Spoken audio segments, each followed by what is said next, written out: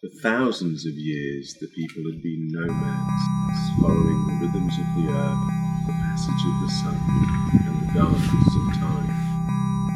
They had learned to read the grasses and smell the coming of rain. They had travelled all corners of the land, navigated rivers, and slept in the hills. Now they had houses and barely moved for much of the year. They saw less of the sky, and for many the sea and the stars were far, far away. They were said to have settled and be rovers no more.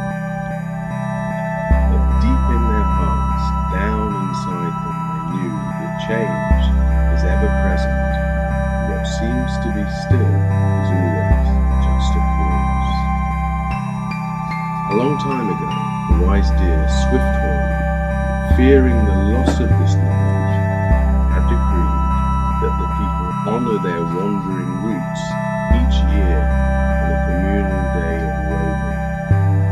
He told the people to gather annually and then create 6 different tribes to gloriously travel through time and space, and each of them could choose which tribe to join for that day and so celebrate their ancestors and the beauty of perpetual movement, a reminder of and tribute to the ever-changing ways